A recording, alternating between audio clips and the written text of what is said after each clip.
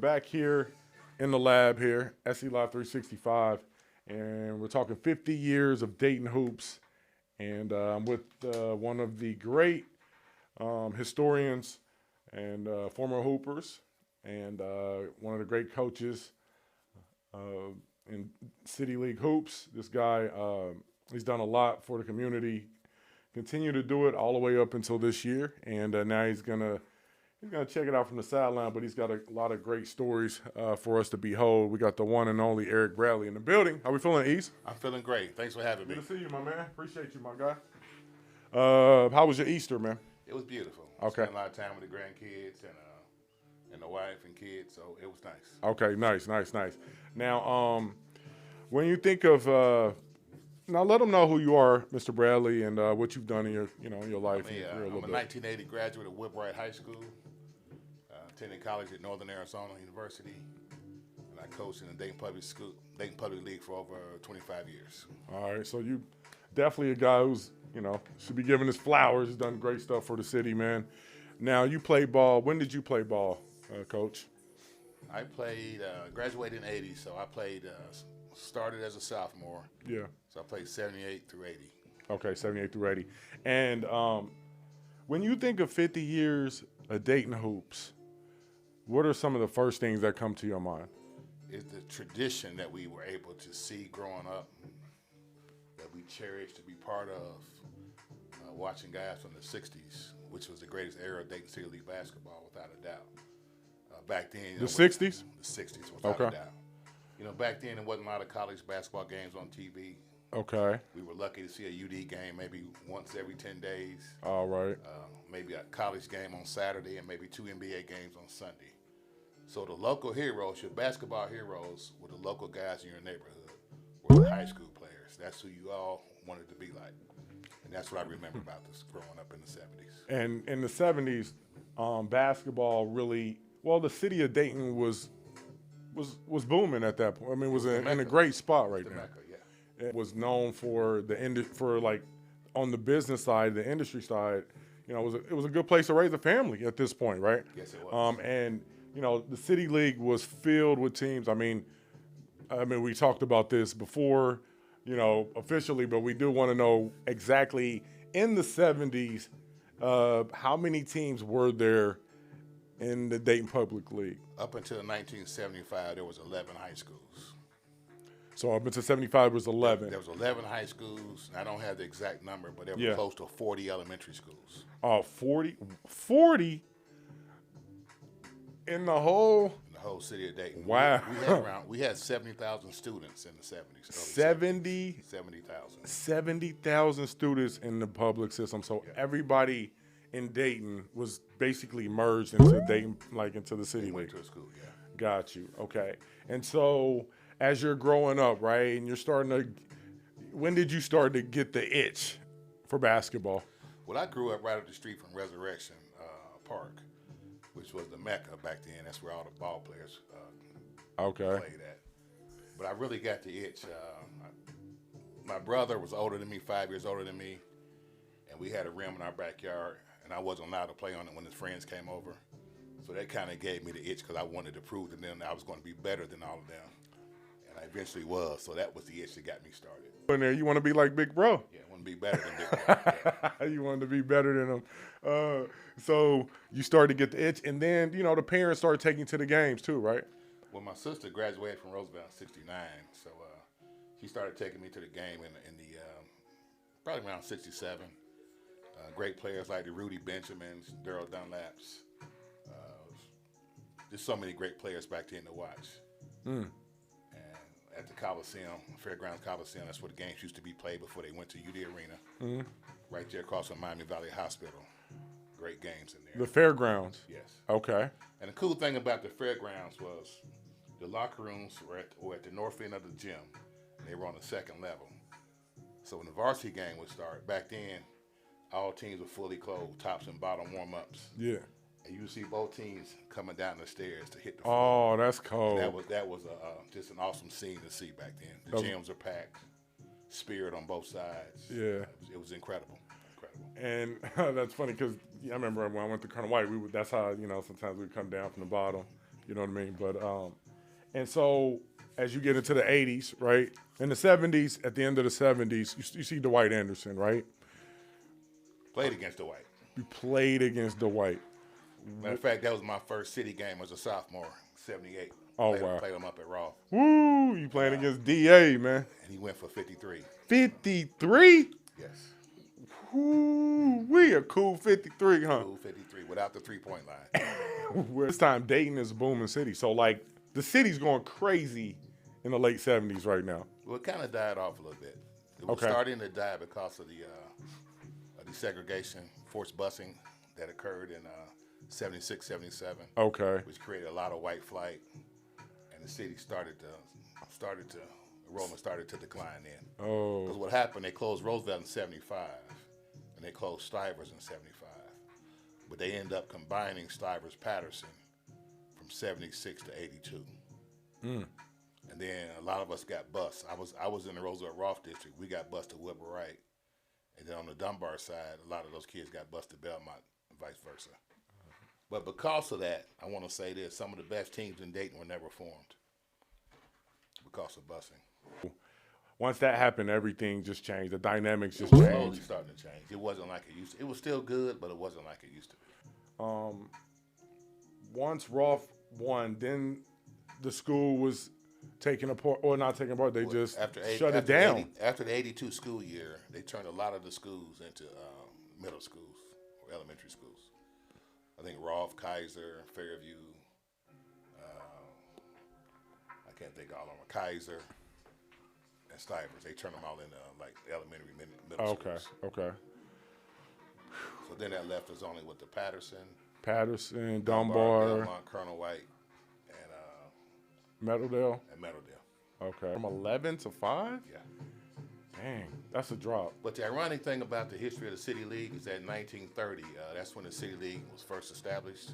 Yeah. And I think it's important for the listeners to know that the original members of the City League were Steele, Stivers, Roosevelt, Kaiser, Fairview, and Chaminade. Those were the original 6 members of the City League. Chaminade was an original member. Yes. And it was just Chaminade, right? Right, just Chaminade. And you go to a game back then, you got to get there early, huh? Oh yeah. There was no place like playing at Rolfe. I mean, it was just packed, wall to wall. Couldn't hardly take the ball out. People all on top of you. It was just it was incredible to see, man. It was crazy vibe, huh? Crazy. All right, we are going to come back here in a moment. Don't go away. S.E.Live365 presents 50 Years of Dayton Hoops. And we got Mr. Bradley in the building. This segment is sponsored by Wanna Taste Tequila, the first Black female-owned tequila from Columbus, and the First Amendment Network, record label and broadcast studio. So what's your name? Micaiah Johnson. What's the name of your business? KJ's Food. Is there anything else? No, I can do anything. It's my life. It's my life. Big M's. It's my life. It's my life. It's my life. It's my life. It's my life. My life. It's my life. All right, what's up, ladies and gentlemen? We are back in the lab. S.E.Live365. We're here 50 Years of Dayton Hoops, and we talking 80s, all right? Hey, this guy is a basketball savant. He hooped. He supported.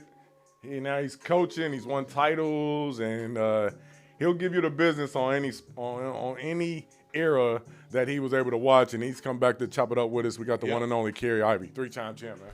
Hey, how you doing? How we doing, champ? I'm great. All right, Great. now we bring you in, and you got to talking a little bit, and now we're going to come back, and now we got Well, I had to come back, because Coach Brad put that heat on me. Coach Brad had me bewildered, man. I had to go do some more research, man, talk to some other people, man. And I got chewed out by some people because I'm like, man, well, these are what my eyes saw. Yeah. Well, your eyes wasn't no good. That Belmont 80 team was this, and this team was that, and 82 middle, because I sat with my guy Les Evans. Oh, Les. And we was at the cigar lounge. Pretty Les, it ain't no mess. Oh, man. Les got to tell me about 82 Meadowdale and how good they were. And I'm like, I've heard. Yeah. Now I know the guys that played, so I'm like, yeah, that do sound good. But then you hear about, I'm talking to Ron Hunter and John Bailey. Oh, yeah. And Mike McCray. They telling me about, some of the other teams that had some guys on it. The Wilbur Wright team. Yeah. With Cedric Toney and Yeah. Coach Brad and all those guys. I mean, Now, these are teams in the 80s, right? yes, Okay. early 80s. Okay, so let's get to it, all right? When you think of 50 years of Dayton hoops, right? In the 80s, what are you thinking? If you think basketball in this area, you think Dunbar. First thing coming to my mind is Dunbar. In the 80s. Right. Yeah. Rolf at that point had pushed all of their talent over. It was a transfer of power. Once it's almost like Coach Brad said, like in the 70s when Roosevelt closed. Everybody left Roosevelt and went to Rolf. All the main. But the competition was just so much fierce back then. You go to a game, the atmosphere was different. It was packed. Today's game, maybe the bigs are more athletic. Maybe some of the guys are more athletic, but the competition is not the same. Mm-hmm. On one team, you could have 3 or 4 guys that were legit Division I basketball players. Now, you'd be lucky if the area has 4 Division I basketball players. Yeah, if you got 2 on one team, boy, you got a chance to go to the state and win the state. No question about it. It's definitely different. The one, the only, Kerry Ivy bringing the heat, man. And we're going to come back with him and Coach Brad real quick. We're talking 50 years of Dayton hoops, and we're talking the 80s, all right? Don't go away. We'll be back in a moment. What's up, ladies and gentlemen? It's your boy D.Cash. Check out S.E.Live365, the new podcast on all platforms, sponsored by Dayton 24/7 now, all right? Appreciate you, and tap in. What do you want to do next in your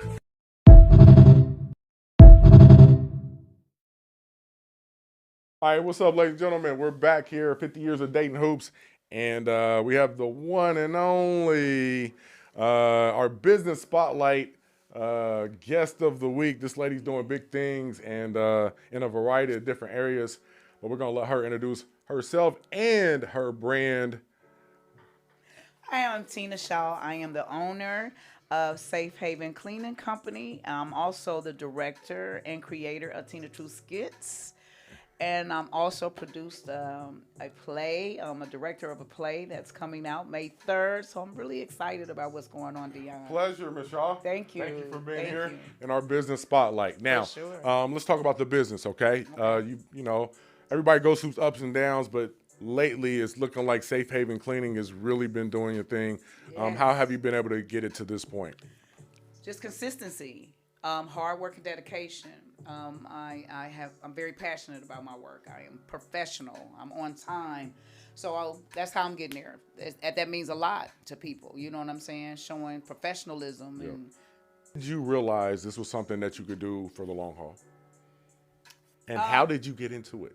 Well, I got into it. Well, I was raised to, I come from a family that, my mother and grandmother, they actually did not play. We had chores where we had to deep clean all the time.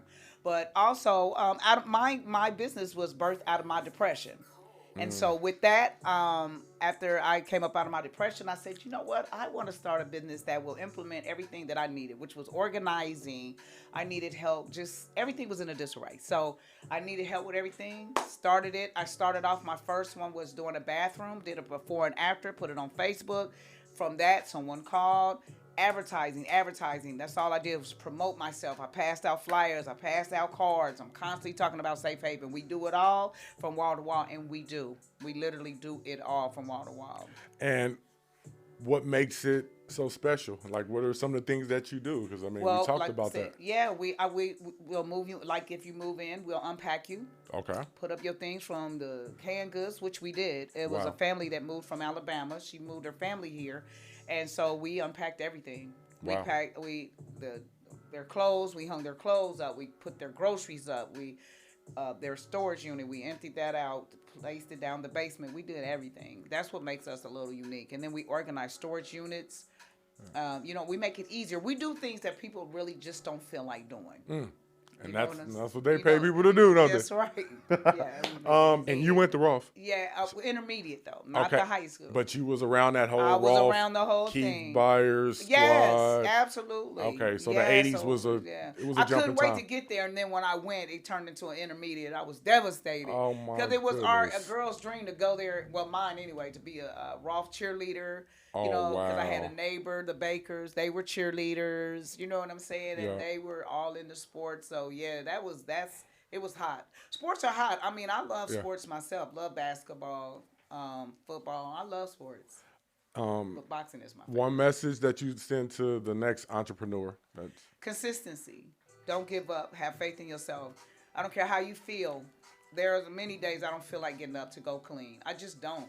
But I have to do it. And I have to encourage my team. The energy that I bring trickles down to Reverberates, right? Yes. No question. Yeah. Congratulations on all of your success. Thank you. Once again, let them know where they can find Safehaven. Safehaven Cleaning Company is on, you can find me on YouTube, Instagram, but Facebook is where you're going to see majority of my before and after. I've been in business for 8 years now.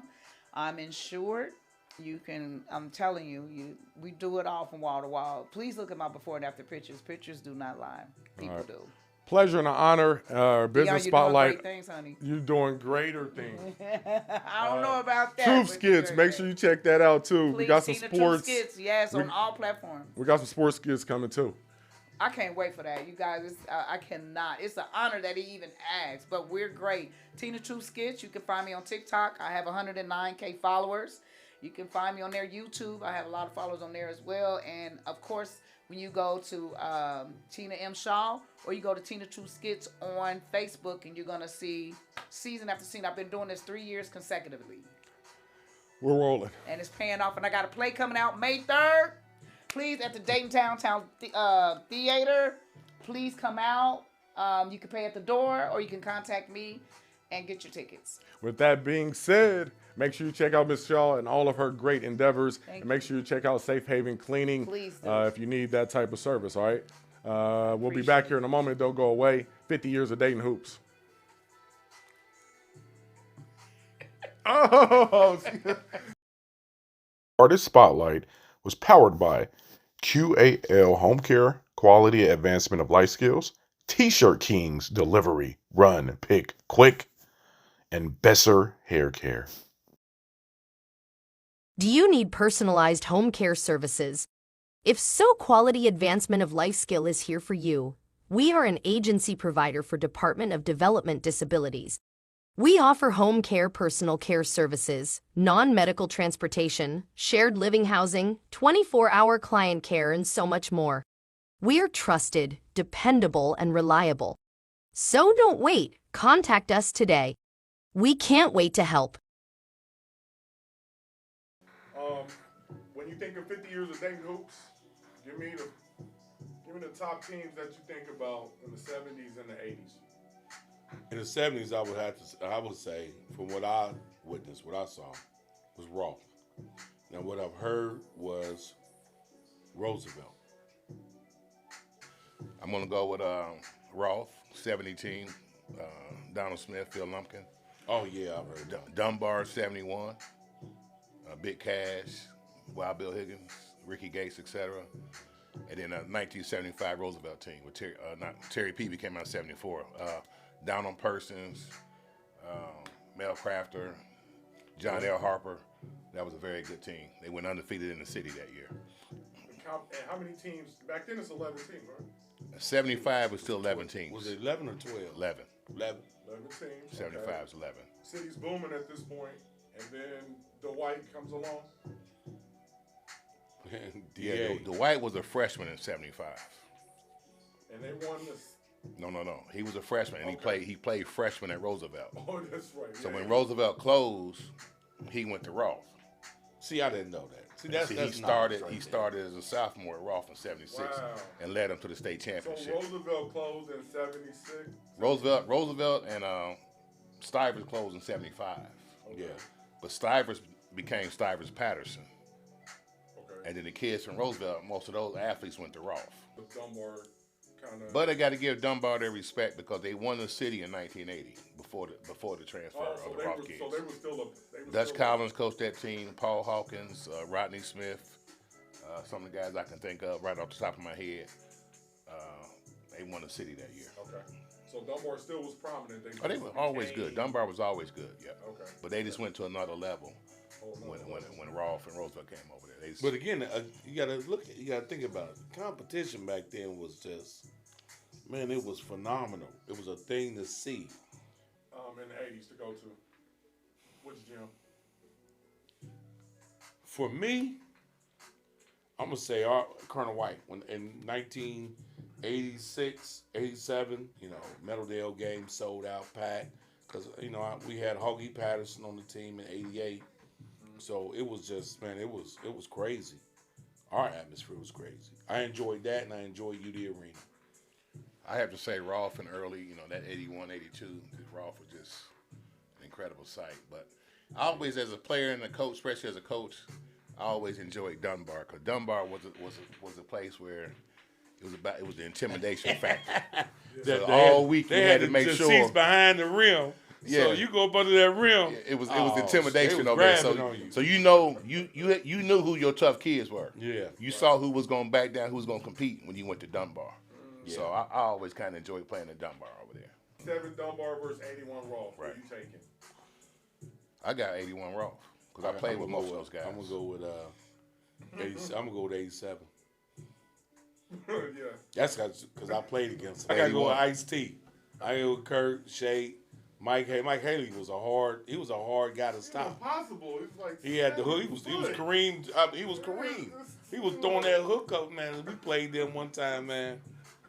Dude had 56 points on us, man. But he shot like 30 free throws. I fouled out. My dude Paul Brown fouled out. Mad. I was furious, man. Then he had the Jerry curl too. Dripping all over. Oh my goodness, man. Listen, man. That was something, man. But another team you got to give some note to is that 85 Patterson team, which I thought was one of the best baselines to come through Dayton. Corbett. People don't realize Anthony Corbett, Hall of Fame, UD, Cal Foster, Providence. Oh yeah. Dolis McCann. Happy birthday to Cal Foster, man. His birthday. Okay, happy birthday, Cal. Dolis McCann went to Lewis. And then people don't realize, but Kirk Taylor was with us his sophomore year at Patterson. Yep.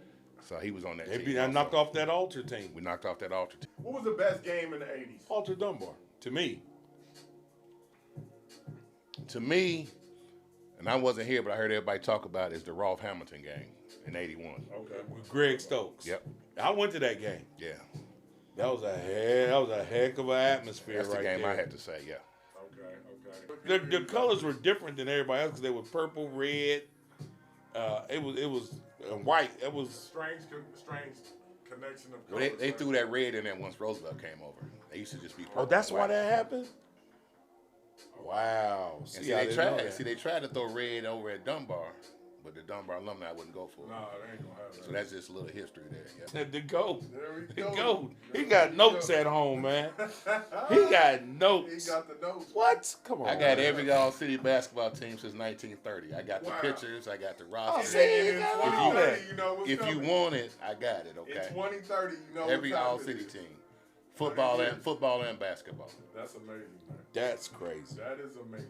You personally, though, 50 years of To me, it makes me feel like, and I know that I played in the greatest league in Ohio.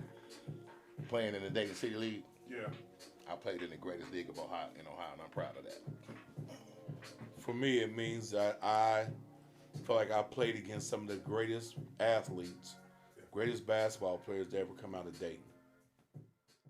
Our chef of the week is none other than Dana's Soul Food Kitchen, where love is the first ingredient.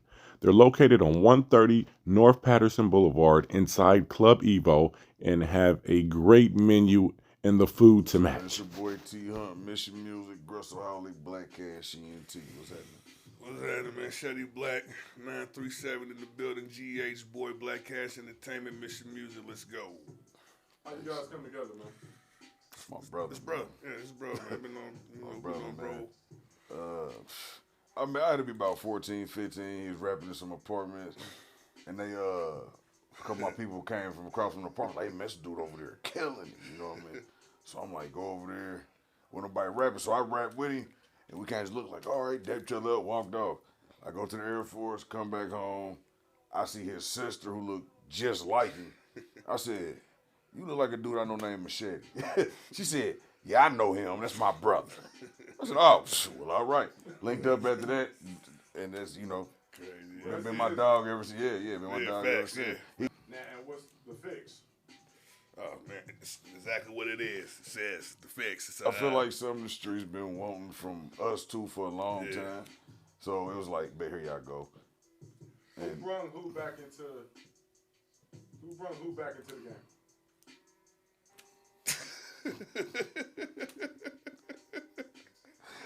Man, he thought he was done, but you know, he was just talking. Then it was his idea to shoot a video, and I ain't got nothing to do with everything else after that. Because he forced me out to make me start doing music, so we just started doing some dopeness, man. Well, you know how when you with the Colombians and they done kidnapped you and they tell you got to make this work. You got to put this together. You got to put this together. What? This is what happened. I'm just trying to survive at this point. Well, it looks like you're going to live forever if that's the case. With energy, just motivation for each other to just do our best. And if either one of us slacking, then be like, excuse me, brother, what's going on here? And we get right back on it. So I take blame. If bro had a track. Okay, thank you. Tell the truth for once, please, sir. And he sent it to me, and I immediately came up with a hook that was, and yeah, it was. Yeah, I think I was ready. No, I had a verse and a hook when I got back. I was ready. It just had that vibe to it. Like 5 minutes later. Yeah. Sent the beat. He said, bro, I got something. I said, what you mean? I just sent it. I just pressed send. But he sent it, and I'm like, oh, okay, then bet. And it was on after that, man. Yeah, it definitely had that vibe to it. But yeah, it was on. Then we decided to take from there, man. I got my homeboy in there, man. Former Bengal player, Rodney Heath, man. Yeah. He came and blessed the video, Shout out to man. my guy, Rodney, man. Yeah, that's the OG. He stuck with me, too, just for showing up and showing out for us, man. So, much appreciation to him, man.